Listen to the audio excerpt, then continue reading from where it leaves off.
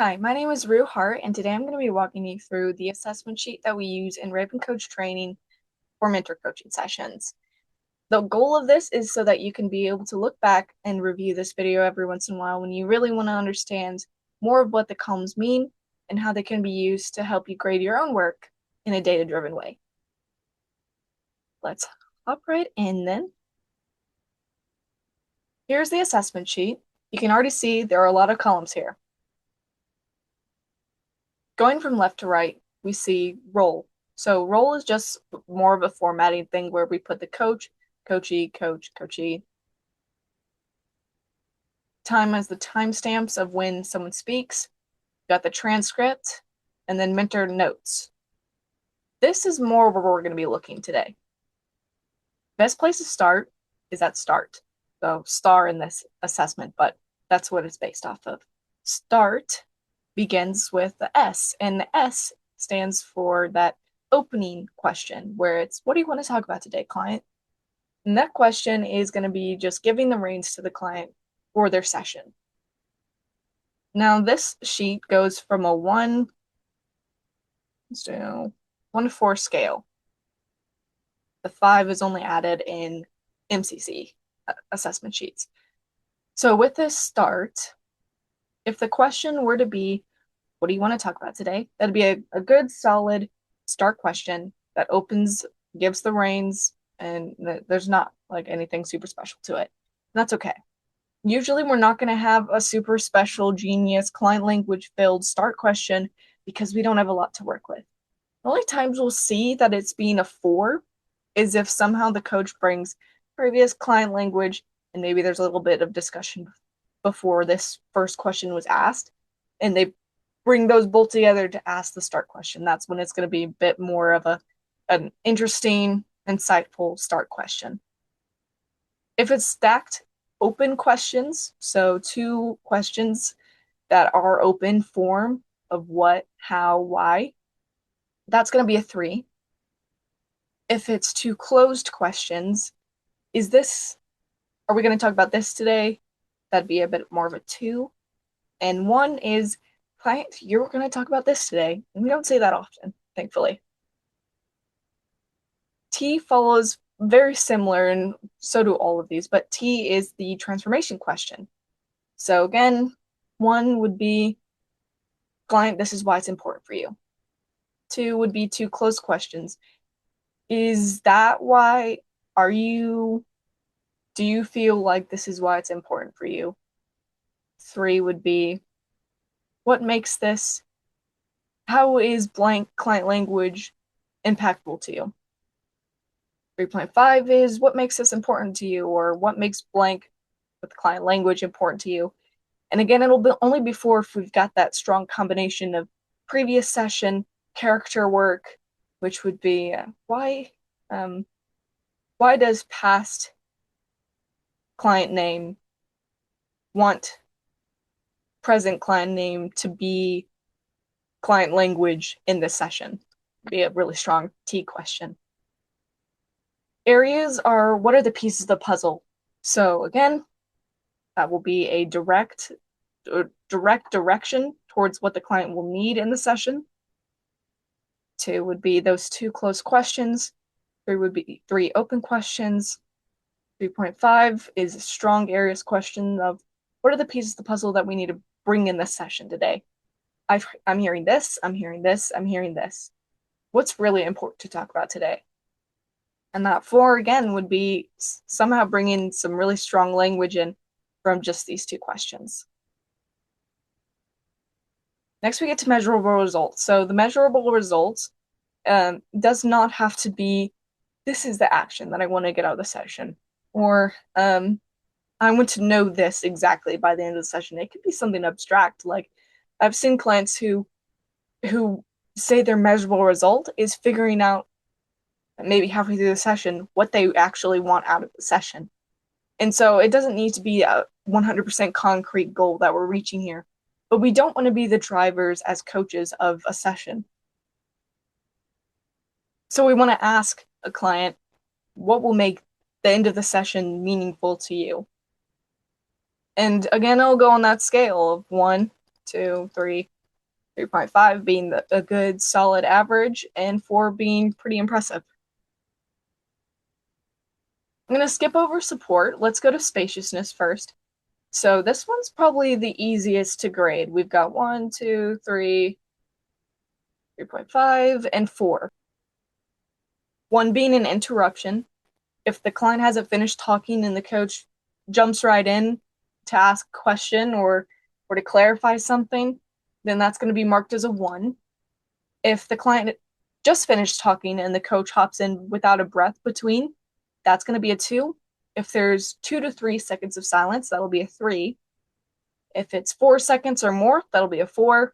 And 3.5 is when it's really close to a 4 second, but it's not quite there. And so we might mark it as a 3.5. I'm going to skip over following, and now we have open and closed questions. This is where it gets a little bit more complex.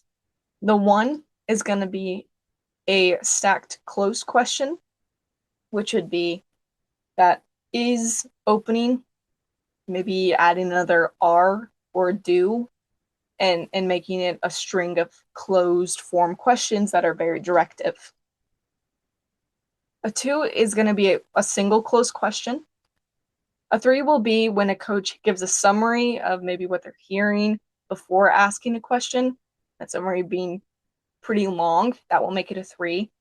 Or if a coach starts with an open question, doesn't finish it, and then says a new open question, if it's pretty short, we might mark it as a 3. 3.5 is a strong open question that has just a little bit of stuff tagged onto the tail or the head of the question that could be cut off to make it just a little bit more concise. And that's going to be a 4. A 4 is a very strong, short, open question.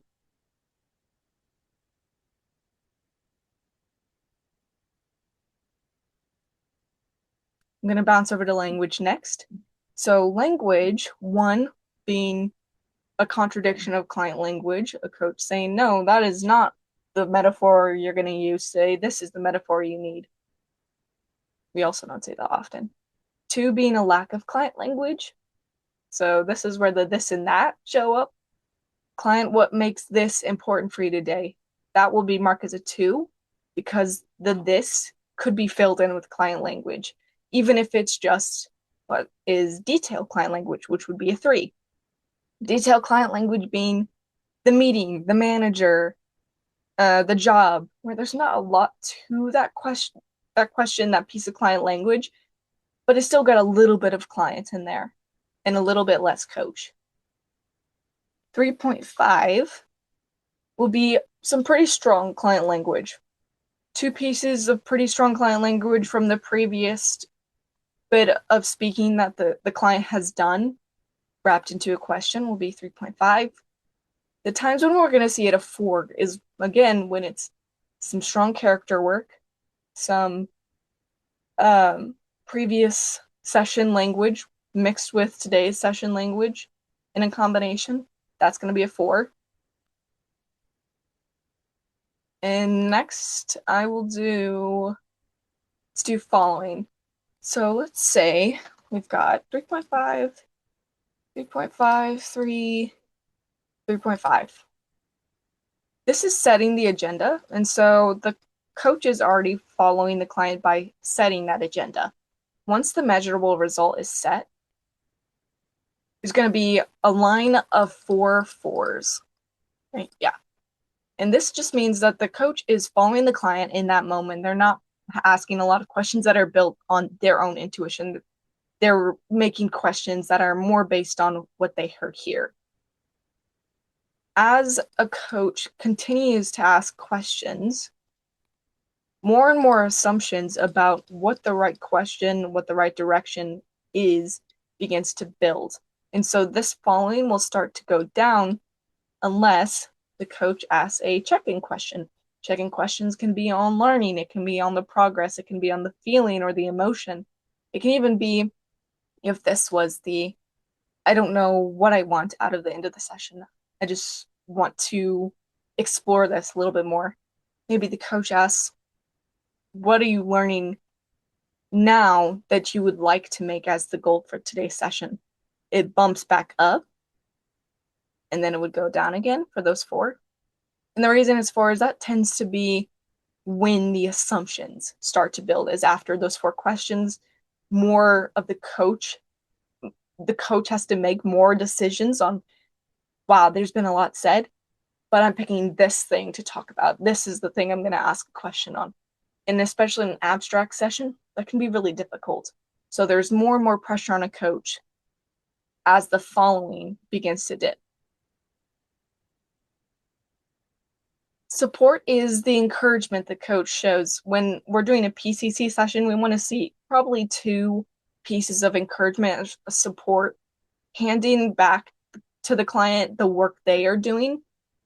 So saying, client, thank you for being vulnerable being a piece of language the client used in the session. Thank you for being vulnerable and opening the thorns up for me so that I can see them. I know that's really difficult for you, but I just want to honor that in this moment. It'll be a 3.5 because it's a good, solid acknowledgement. Threes would be more of a coach-focused acknowledgement. I really like what you're doing here, client. It's focused more on the coach's opinion of the client, and so that might not be marked as high. A four would be a really strong acknowledgement with two pieces of really strong client language, and something that's really impactful to the client, something they've been focusing on a lot.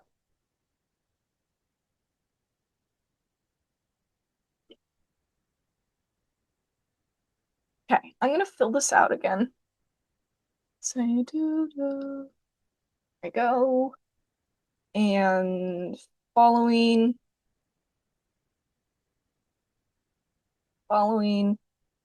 say this person has some really strong spaciousness for that one part. We've got some good questions.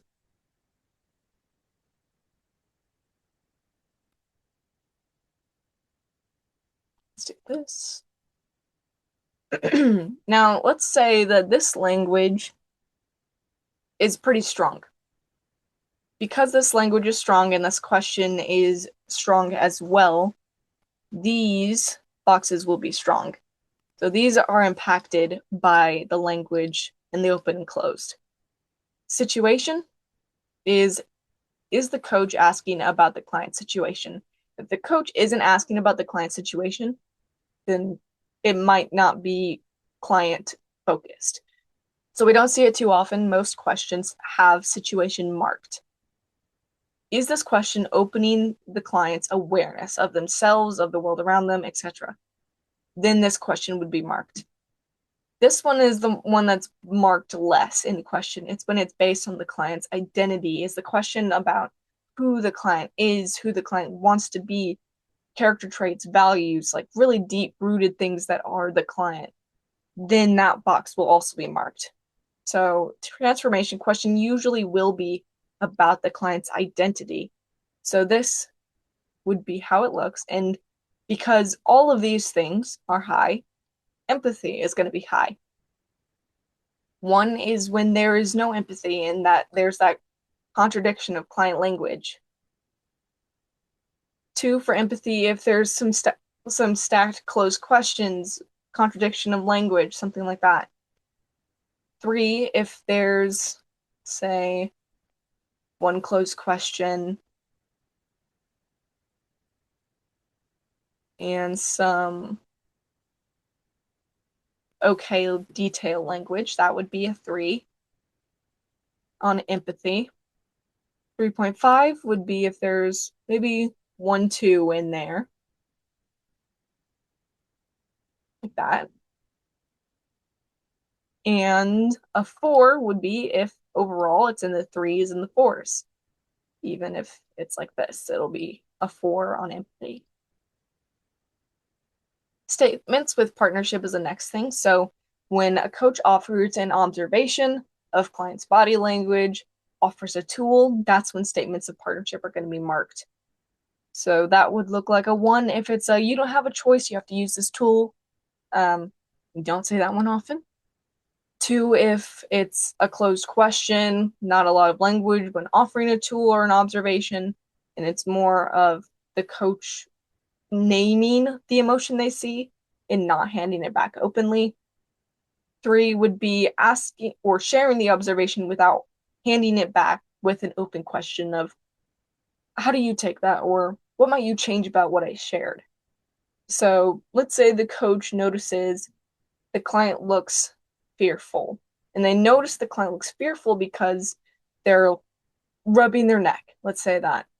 Then the coach saying, "You're rubbing your neck," might be a three. I noticed you rubbing your neck. What might be behind that? Might be more of a 3.5. Four would be that really, really strong stuff overall. If they gave some type of body observation that was really, really strong, then the statements of partnership would also be really strong. If we go to the bottom, this is where the session would be ending. Say this whole sheet is filled out. We're going to go to the action steps around here. This is the closing. This is the agreement for the end of the session. What is the client going to do now that the session is ending? Because as coaches, what we're really trying to do is work ourselves out of a job. We're trying to get people to where they can be coaches for themselves and for others. And so we're going to give them some type of way to remember what they're learning or continuation of what they're learning about themselves and about their work or their life. So this is next steps. Client, what do you want to do when the session ends? Sometimes it might not be concrete. It might be, client, what do you want to remember after this session? Not statements. Planning and accountability would be, what might get in the way? How do you want to hold yourself accountable? And these will be marked similarly to the agreements. Finally, the closing is, how do you want to end the session? Ooh. What might we be missing? How would you like to close this time out? Things like that. So that is what the assessment sheet would look like generally. That's what the grading looks like. And I hope this can be helpful for you to look back on if you're wondering why you got scores, what the scores actually mean, and how you can continue to improve and grow from there.